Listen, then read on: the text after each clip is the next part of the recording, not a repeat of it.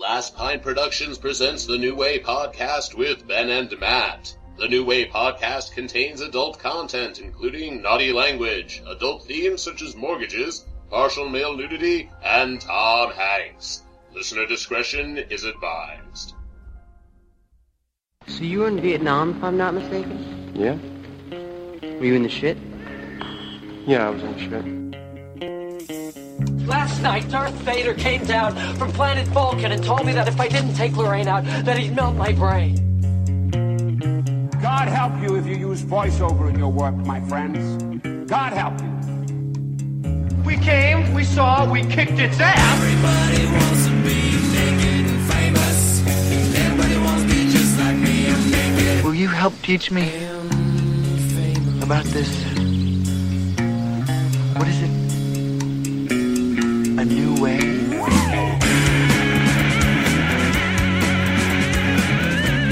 Hey everybody, this is Ben and Matt from Last Pint Productions, and we're here with our inaugural podcast. That's correct. We're trying to start this off for the first time, so bear with us if there are any technical difficulties. Yeah, or if the audio is awful, then please don't post bad comments on our website, which is lastpintprod.com. So you can check that out, or of course you can go to Facebook and find us on there, facebook.com/lastpintprod or productions. I'm not really sure. Who knows how many people are actually going to listen to the inaugural podcast anyway, so it's probably not going to be that big of a deal. This is true, and actually I want to also comment on what Ben said. As far as leaving bad comments, we don't get a lot of comments to begin with, so... I think we would welcome bad comments. I'm all for bad comments, as long as it's not, I don't want any spam links telling me how to increase my size. I'm plenty big enough as a man, and working on getting smaller. Right, you're, exactly. The 4 inches, I mean, nobody's ever complained, right? That's what we're talking about. Anyway, the podcast really for us is kind of a way to do something that we like to do on our own, which is discuss movies, TV, pop culture, music, although I'm a little bit deficient when it comes to musical knowledge. Right. Well, not musical, not like as in the actual musicals. You have a good amount of knowledge on that front. That's mine. Oh, that's yours? Like you said, we're going to have a few technical difficulties here. Just trying to do it since I'm a very loud person. I was coming through a little bit high. That's fine. Yes. Anyways, so what we figured we would do, I mean, obviously we're going to have some other guests on here. We're going to, try and get some fun people in, to talk about some fun things, basically just kind of geek out, and hopefully you guys enjoy it too. But just to kind of give a background of who we are, Matt and I have been working together or collaborating together to some extent since 2009, and we kind of wanted to give each other an introduction instead of just kind of doing a speech like I'm your best man or something along those lines. I think what we'll do is we're just going to ask a few questions. And I was not Ben's best man, so we know this isn't true. Yeah, right, exactly. Yeah. Which it was the fact that you were in my wedding. We had known each other for 2 years, for like less than 2 years, and you were in my wedding. So that should be a indicator of how much we've geeked out over the course of the past few years. But yeah, I figured I kind of thought maybe I would ask Matt a couple of questions about his upbringing, where he's from, and kind of just so you get a flavor of who Matt is, and then he can pretty much do the same for me, and then we'll talk about how we met a little bit later in the podcast. This is going to be more introductory. In the future, we'll probably be talking about some more specific subjects, but this way you guys can have a little bit of a taste of what it is that where we're coming from. Sweet. So, yeah, I'm going to start out. You go ahead and do that. You're really going to be excited about all of these questions, I think. Well, it's really funny because I think I misunderstood the assignment. So I made 5 movie-specific questions for you. That's fine. Okay. And I can somehow relate those to my past. Just watch. It's going to be like an allegory. It's like a magic trick. It's going to be exactly. Well, I basically just kind of want... the idea here is we don't know what questions we have prepared for the We are as blind as as you are to what is going to be asked. So of this us. is probably going to be, I mean, who knows, it might be funny. It might just be really bad radio. I have a feeling there's going to be a lot of pauses, and Ben is the king of pauses to begin with. So I am, the dramatic pause. I think at the end we may just edit together a track of... See, that's good radio right there. Yeah, that's good stuff. That's great radio. So I'm going to start out. Now, this is going to be sort of a just general question. Be gentle. No, the second one's going to be a little less gentle. Oh, boy. So, understanding that Matt has lived in a lot of places, Matt, how many different towns, states have you lived in? And basically, what was the genesis of that, of your adolescence? I want to know the different cities. You can name them off and then kind of explain how that happened. That's a good question, Ben. I was born in Mount Kisco, New York, which is just north of Manhattan, or so I'm told, because we moved when I was 6 months old to a place called Danville, California, which is, I think, like an hour outside of San Francisco. Then we went to Scottsdale, Arizona, when I was 5. I lived there until I was 10. Moved to Florida when I was 10 to Jupiter and then Juno Beach / North Palm area. And I actually spent most of my summers in Wisconsin and near the Chicago area, so I kind of consider that a home. So I think that's like 5 or 6. I went away to Ohio State for my freshman year of college, and then I came back to Florida, and then went out to Texas to work on my mom's book, Writers on the Storm. You can find it on her website, www.ireckonwhogibson.com. It's a little plug for Mom out there. And then in Florida, I've lived in almost as many cities. I've lived in Juneau, North Palm, Palm Beach Gardens, Boynton, Delray, and Gainesville. So that's my upbringing. That's not necessarily your upbringing. That's just your geographical sense. No, every one of those cities raised me and made me the man I am today. Scottsdale, I will tell you... Various packs of wolves in these cities. I will tell you, there are them. a lot of strange men with free candy that taught me things in these cities. And, I did actually learn a lot. I mean, first of all, to tie this into the movies a little bit, I remember places, everyone remembers where they were when they saw certain movies and things like that. So I remember especially in Arizona, I remember, I don't want you to get into a question that I'm going to ask. Oh, okay. Then I'm gonna. I'm done. I'm done. Because there is a question that sort of pertains to that here. It's the third question. But anyways, to go to your second question, Matt. Okay. Who is the first celebrity you remember actively masturbating to? Wow, well, that is a. You know what? This is gonna. And please, Mom, sorry for listening to this right now, but. You might be surprised at who I'm going to say. I'm on pins and needles. Tom Hanks. Now let me explain a little bit further. let me explain a little bit further, and this is why I will always be a lifelong Tom Hanks fan. When I was growing up in Arizona, as a small young black man. We had... Matt is not black. I am not, that I know of, black. But my mom is adopted. So, who knows? But we had HBO and Cinemax growing up in Showtime. We had all these great cable... Did you say Cinemax? Cinemax. We had Cinemax. It was love y'all. It was fantastic.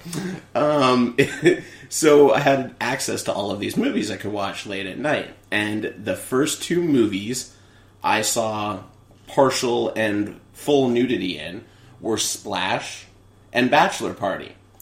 And those images stuck with me for quite a long time. I was a little bit too young to be engaging in any lewd activities.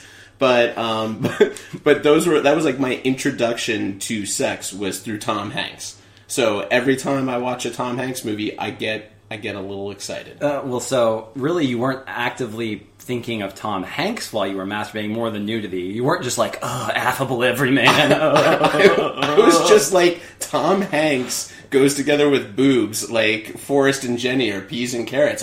It was like if someone had given me one of those tests, like a word association test, and they said like Tom Hanks, I would have just said tits.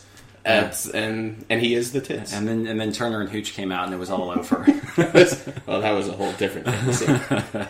All right, to the third question. What was the first rated R movie you saw in the theater, and where was that? Oh, that is that ties exactly into the first one. This was in... Now, I'm going to go out on a limb and believe that it was a back-to-back rated R, first rated R movie. It's possible I saw other rated R movies. My parents didn't really... As long as they were with us, they let us watch whatever we wanted. Although I think they made a horrible mistake this day, but we went and saw a double feature of Paul Verhoeven's RoboCop and The Untouchables. So I saw literally like two of the most violent movies ever made, back to back at a theater in Scottsdale, Arizona, and those were, I think, my first two R-rated in the theaters. Arizona, I ever saw Arizona, violent state, movies. Is a violent movie, violent state. Okay, so kind of moving forward to like modern day, if there was one specific, it doesn't necessarily have to be a celebrity or basically somebody who is in pop culture. If there's one person, and just so you know, Matt's not a big fighter, but if there's one person that you could punch, who would it be? To keep this moving, I just got to go with that gut reaction, and the first name that popped in my head was the Rat. Brett Ratner. I don't know, and I don't really hate him more than I'm sure other people or other celebrities or pop. I mean, well, if we go outside pop culture, I'm going to keep it in the movie realm because there are a lot of people that I think are just sort of despicable human beings. I'd like to, go give a pop to and then run away quickly. What's funny is I still remember from film school when I first met Nick Santacroce, and just so you know, Nick Santacroce is going to be regular on the show. He'll probably be chiming in the next few weeks. But anyways, I know that when we first started talking, his only Hollywood connection that he had at that young age was somehow to Brett Ratner. And I don't know if you ever talked to him about that. No. And Nick, I apologize if I've gotten this wrong, but maybe Nick can still hook that up for you. Maybe we should just give the Rat a call. Well, I just want the scene to be set up like his best story of he's in the corner of the room eating shrimp and pleasuring himself. And I just come over and punch him and then steal, what's her name away? I already forgot her name. She's in the newsroom and she used to do G4 and forget the actress's name. Who knows? Anyways, she's an attractive actress. Very, very rare to find those kind of things in Hollywood. Okay, well, which brings me sort of to my final question. And I also kind of have a follow-up just so you can get a good taste of Matt's specialties. Oh, what is the most annoying thing that I do on a consistent basis? Oh, well, I have. Ben is opening this one up wide. But Ben knows that I'm not a fan of feet. No, I know where this is going. I just assumed you were setting me up for this. No, I wasn't, actually. It's really the only thing you do that consistently annoys me. But, I'm not... Everyone knows I'm not a fan of feet, and they give me kind of a hard time about it. But Ben came over one night, and it's not necessarily just this one time. You tend to do it just sort of as, like, a nervous habit.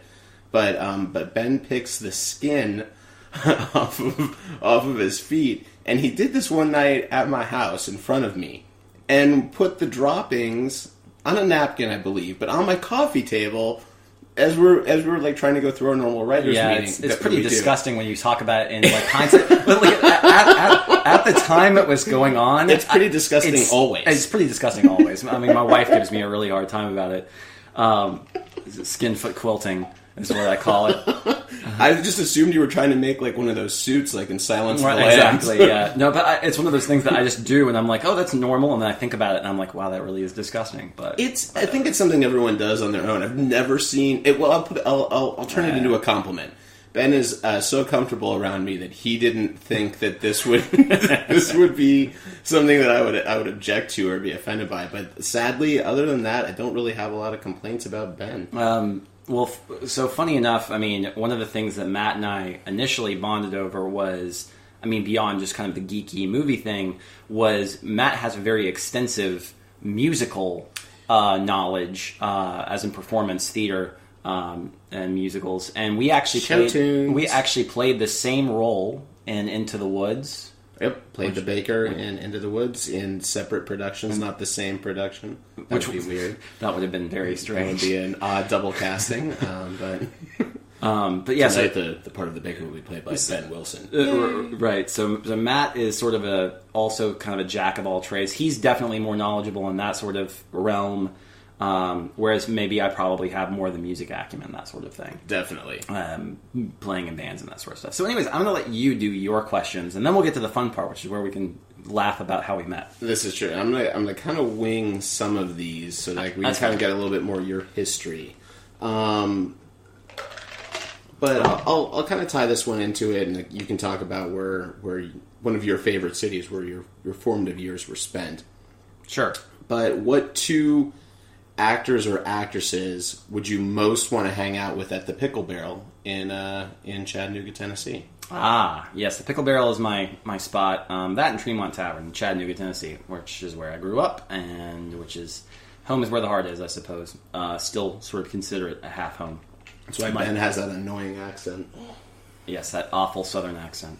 The two actors or actresses. So I can't name two actors and two actresses. Just one actor and one actress, or two actors, or anything along those lines. If you want things to get crazy in the Pickle Barrel, and you want to have a five-way in there, I'm all for it. I want to hear these names. I will just name a couple then to have a beer with, or just have drinks with. I would really like, and that's also sort of a weird question because obviously I wouldn't probably want to have a beer with my favorite actor, who's Gary Oldman. Why the hell not? Well, no, I would love to have a beer with Gary Oldman, but there's probably other people that I would prefer to have a beer with just for the stories. Dude, Oldman has been around. You get the British side. I think you're going to convince me. Actually, I think one is going to be That's Gary an Oldman. Awesome choice. And because you're right. I think then you can be like, we should buy a round for everyone, and he'll be like, everyone. He'll be like, everyone. Nice reference there. Well, the thing is, I don't think Gary Oldman drinks anymore either. So he would probably have to have an O'Doul's or something. Sierra Nevada NA. It's still going to be awesome. Okay, it's still going to be awesome.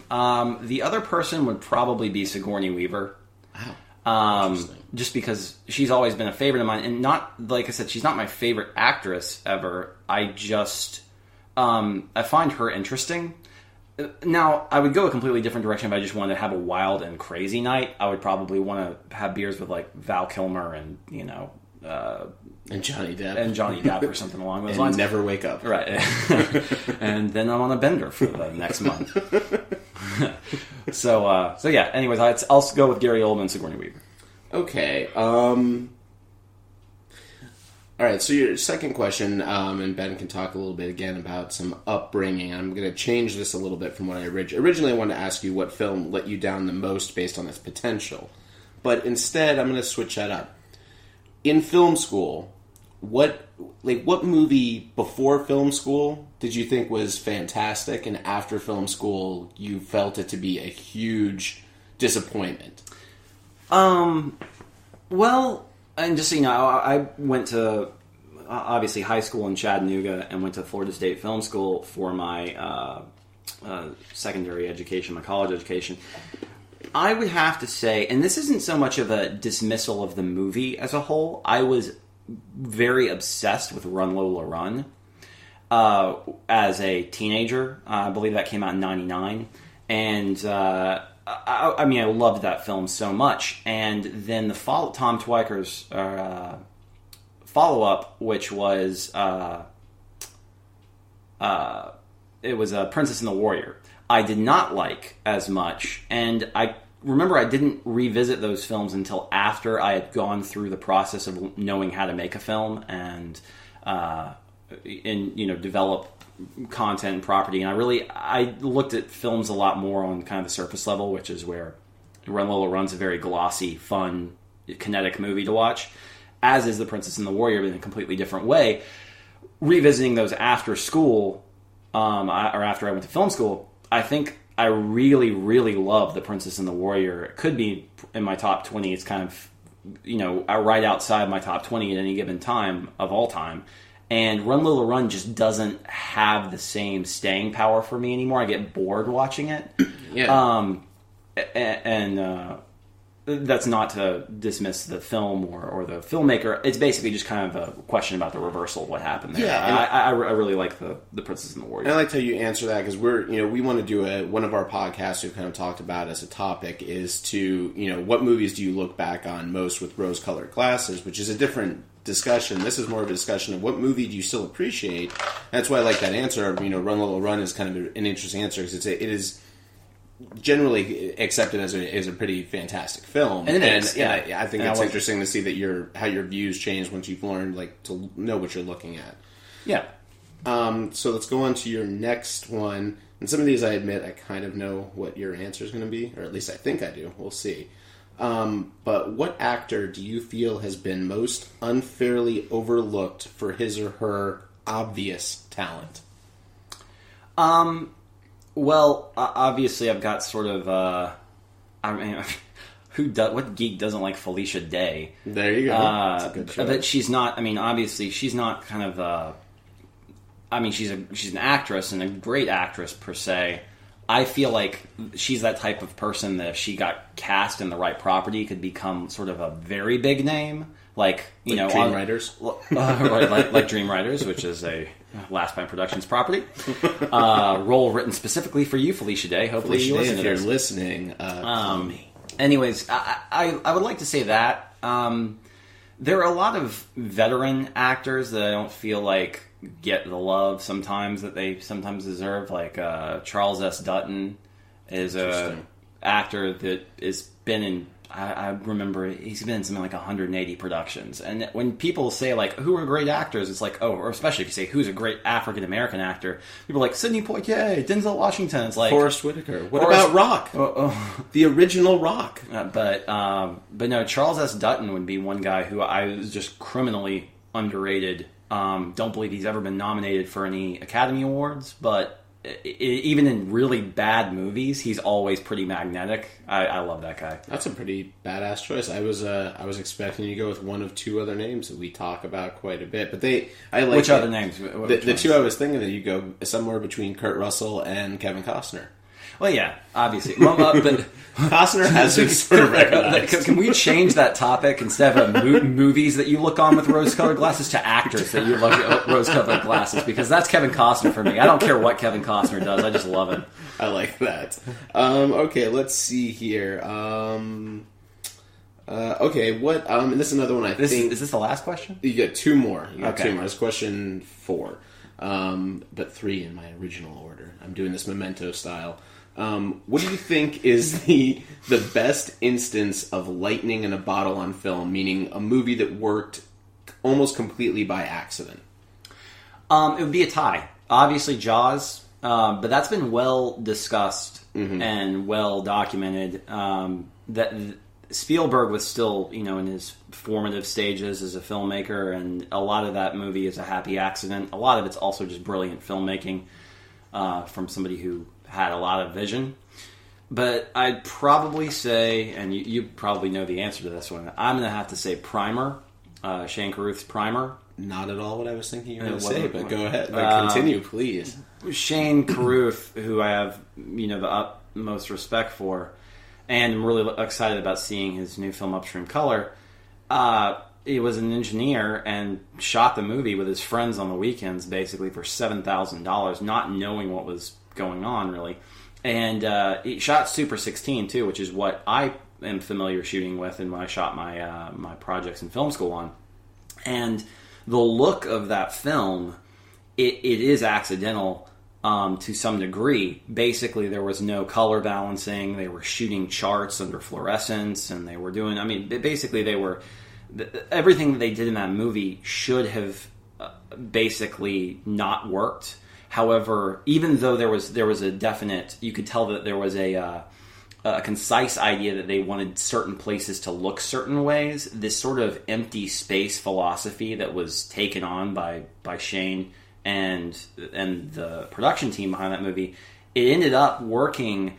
The minimalistic kind of feel of that movie ended up making it the film that it ended up being, I think, which is, I mean, because visually that film is incredibly fucking impressive. Oh, yeah. It's just so good. And I've gotten into multiple arguments with people who are like, oh, that movie looks so amateur. I'm like, that movie does not look amateur. That movie looks, it's a happy accident. I know a lot of it is amateur, but it adds to the narrative. The look of it adds to the narrative. Every time in that field, I mean, those are always the shots I remember the most about there that I really, really enjoyed for me. So, considering the size of the production and then also the scope of the actual concept, which is infinitely huge, I think that's probably my number one example. Primer is my favorite sci-fi movie of all time. That is, yeah. I was expecting, Ben and I have conversations like this constantly. And so on that one, I know that we've talked in the past that you've often said the same thing about Alien. Well, Alien, obviously, too, yeah. I guess that makes sense. It's kind of like Jaws, and it's a little bit more documented. Well, yeah, because Walter Hill was originally supposed to direct Alien, I think. Alien's actually one of... on my top 20 list, which will be discussed, I'm sure, at some point in the podcast down the road. Alien is... Primer doesn't show up on that list. Alien does. But I don't consider Alien really a science fiction movie as much as I consider it a horror film or a creature feature. Very different sort of concepts for me. But Alien's one of my favorite movies of all time, and I think a lot of it was on accident. Still really Scott's best film. Excellent. All right, and so I've got the last one, and hopefully you can kind of turn this a little bit, and maybe talk a little bit kind of about your upbringing a little bit, or at least your later years. But the question I was really curious to hear you open up about was what film has had the biggest effect on you emotionally? Something that just gave you such a visceral, like literally just almost like going through the emotion yourself. Easily. Well, and the funny thing is, I was brought up. When I was brought up as a movie fan, I realized also one of the things that a lot of people don't realize when they're choosing to go to film school or choosing to go to communication school because they want to work in this type of thing. Being a fan of movies and wanting to make movies is a completely different thing. And I always tell people who are... I used to do the tours for the FSU Film School the last semester, or semester before last that I was there. And I would always tell people, these enthusiastic kids would come up to me, and I'm like, you remind me of me when I was 16 or 17 years old. I loved movies. I mean, I would just soak them in. I would watch as many as I possibly could. But liking movies and discussing and disseminating movies is more of a, I'm like, in some cases, some of these kids should probably go to journalism school, or they should go, do something involved with the arts to some extent, but something where it's going to be more critical thinking or education, those types of things. Marketing for movies. You never know. I mean, obviously there's the thing out there, but I realized that, making movies is a lot different than enjoying movies. And anyways, that was sort of an aside. To answer the question, right before I went to film school, before I had seen, when I was still basically just kind of experiencing films for what I was given, I have to say I saw Requiem for a Dream, and my mother was gardening outside. I still remember this very vividly. I was watching the film in the morning. She got up to go outside and garden, and while there are flaws with the film, I do think it's a good movie. At the end of that film, I was just so utterly devastated. I was inconsolable. I was choking back tears and just sobbing uncontrollably, just terrible. And I walked outside to literally catch my breath. Wow. Like, I turned off the film. And my mom thought that our cat had died. She thought something was very wrong. She thought that I had hurt myself, or that I'd heard just the worst piece of news or whatever, and was just, oh my God, what has happened? And was running up to me, and I was like, the movie! And of course I'm sitting there, and she was like, oh, you're such a pussy. I mean, she didn't actually call me a pussy, but I bet that's what she was probably thinking. Her. But the funny thing is, my mom, I've recommended the film to her. My mom still will refuses to see that film because of my initial reaction to it. That's pretty fascinating, and that's a really interesting choice, because it's not necessarily just so you out there know, Ben has never engaged in double dildo action or had any kind of drug addictions or anything. So it's interesting to have a movie that's that it's not a personal emotional connection. It's not like you saw something of yourself. But those characters were communicated really well, and in the context of that story. So when it goes from this sort of hyper optimism about the future to just basically being like their life is over, either literally or figuratively, then I was just pretty devastated by the ending of that movie. Oh, that's again learning all kinds of things about you. We should have done a podcast years ago. We saved a lot of time of just mindless conversation where I learned nothing. Well, I'm also about who you are. I'm answering the first thing that comes to my head, but I know that because Matt and I have discussed way too many things in the past. Yes. So I also just don't want to retread any specifically stuff that we've talked about verbatim. I mean, we could go over talking about movies or whatever. Our same discussions, which we do sometimes. Which we do. Did we talk about this? We talked about this 3 years ago. I was really drunk. Well, that's a good segue to kind of we can kind of give the Ben and Matt story now that we've got our kind of questions out of the way, and just kind of go through the ridiculous set of circumstances that brought us to even know who the other one was. Right. Yeah, go ahead. Well, basically, I mean, I can kind of start it out. But when I moved to Florida, I moved down to take a healthcare job.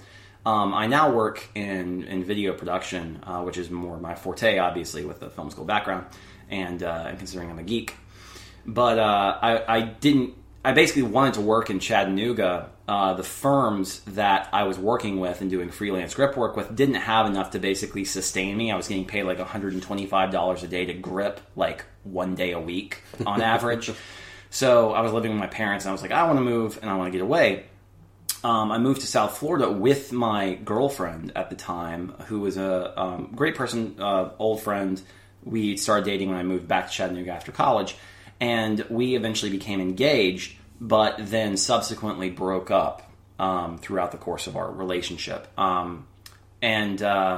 So when we had basically this kind of strange year period where we had broken up, and then but we were remaining friends basically because we have this kind of nucleus of close friends that live here in South Florida, and so we would see each other a lot, and I would obviously invite her to everything that I was doing. So it was kind of weird because we had so much contact after we broke up, but that kind of led to, well, Matt, you can explain what the first steps were there. Yeah, and you guys worked together a little bit as well. A little bit right? too, yeah. Basically mine was I had gone on a date with someone and it went well, and this person asked me to go to an Oscar party that coming weekend, which thrilled me to no end because I don't know anyone that throws Oscar parties or has thrown an Oscar party other than myself. And often that's just a party I throw for me, where I get a bottle of Mr. and Mrs. T Bloody Mary mix and sit and watch the stars on the red carpet. Nice. I don't know why I do the Bloody Mary mix, but it's been a thing for me. I actually tried some really good Bloody Mary mix that I bought the other day. You have to try it. That's an aside. And we will plug this. We will plug the Bloody Mary mix if it's good. Yeah, on the next podcast, you can tell me if I was right or wrong. Exactly. I found a new good mix. We will. By the way, that's also kind of a good thing. One of the things that Ben and I do enjoy quite a bit is good beer, good drinks, good Bloody Marys, wines. So we'll probably pepper in every once in a while, kind of something. What our drink of choice is at the moment. Yeah, or who knows? We'll probably podcast at some point from a bar.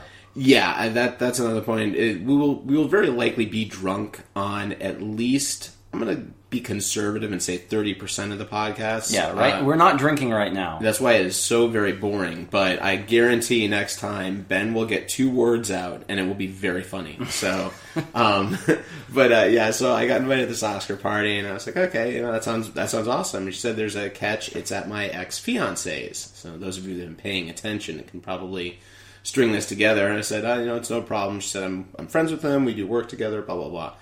So I show up to this party, and she says, don't worry, you're going to love my ex-fiance, and I'm like, yeah, I'm sure this jagoff is going to be such a douche, probably went to film school and thinks he knows more than anyone. And I was totally right. Especially about the douche part. It was Ben's Oscar party. We spent almost the entire evening while the Oscars were going on. This was the Hugh Jackman hosted year, which I still argue the best host we've had in the last decade. But we spent it outside of his apartment, chain smoking and drinking beer and talking about cinematographers. And specifically that year, that was Slumdog, I think won for cinematography that year. And I was like, it was so cool to me because I have friends, and it's very much what you said before about liking movies and like kind of wanting to get inside of how a movie is made.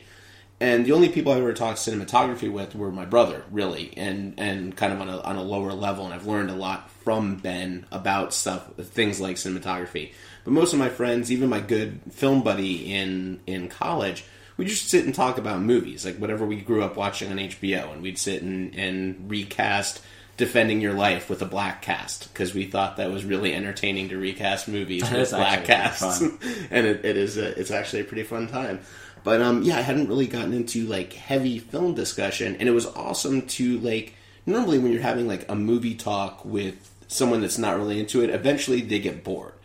And we just, like, the entire night, we just sat out there. I completely ignored my date, who's inside with all of my friends. My girlfriend at the time, who's now my wife, was also sitting inside with, like, these trays of food, and everybody's out there, and they're like, where's Ben? And, we just sat out there for way too long. The girl in reference is like, where's Matt? We're outside. Exactly. And then we ran into each other a couple weeks later at O'Connor's, which is the bar right by my apartment at the time.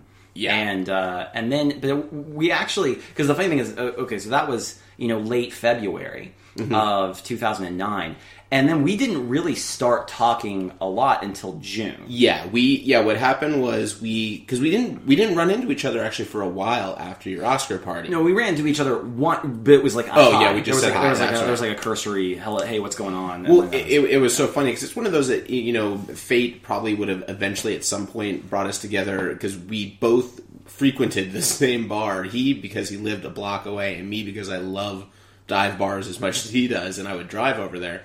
But I went in there with a friend of mine one night, and like we would pass each other inside. Now that I knew who he was, I'm like, I think that's so and so's ex over there, and Ben would pull his genius move of walking into the bar every night with a book and going to the corner table, high top, and getting a PBR tall boy or something stronger, and he would sit and read, which just made him the man of mystique.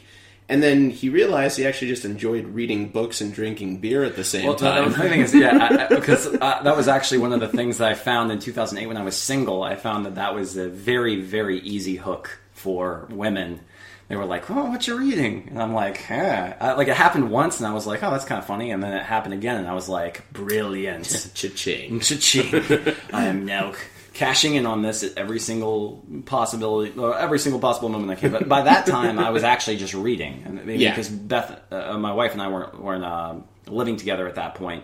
So when nights when we weren't together, I usually just spent my nights at O'Connor's reading. Yeah, and I ran into him one night, and I completely ignored the person I was hanging out with, and I kind of gotten to know Ben's friends as well, and that whole circle who are great people. And Ben and I started just kind of talking about, like, I was grilling him about film school because I'm the other side of like those kids. I didn't get that love for I want to make a movie or I want to be part of a movie until after I was already through college. So this is kind of like a resurgence for me of getting to go, like, I use Ben as my like University of Phoenix film school, like on location. And so I was just grilling him about, like, what class is like, did you write anything? And he started talking about the script that he had written. I told him this horrible script that I wrote, the only screenplay I had written, which was just a mash of ideas and like the most cliched. I'll tell you how cliched the dialogue was. I watched the first Saw movie that year, and there were like whole chunks of dialogue that flowed exactly like my script. And that's listen, not to be too hard on Saw, but I think it has some of the worst dialogue that's ever been put on film. And there was like one line literally where the wife is yelling at the husband, and she's like, "I wish you'd get angry at me, because at least then I'd know you felt some emotion." And I had like the exact same line in my script, and I was like, "Oh, son of a." Well, the funny thing is, you gave that to me to read, and I read it. I was so embarrassed, and I was like, "Well," because at this point we had talked for a while. I know, Matt can get into it, but we had been working. Basically, what ended up happening is he gave the script to me, and he was like, "Oh, so what'd you think?" And I was like, I think you were like pretty honest. You're like, oh, it's not that great, but it's not terrible. And I was like, it's not the worst thing I've ever read, but it was just, there was too much going on, and the concept, that's the thing, the concept was there, and the bones were there, but I borrowed from a lot of very good, better movies and books I had read, but where we hit kind of what brought all of this on is that I had an idea for a TV series, years before, probably in 2001 or 2, I think, was when I first did notes on it. And I kind of gave the idea to Ben. I was like, I had this idea. I thought about it for a movie for a while, but I thought, no, this would be better if we fleshed it out over a series. And I told him, and Ben's like, dude, we should totally write that, which everyone in their life has gone through countless times where someone's like, we should totally make that a movie.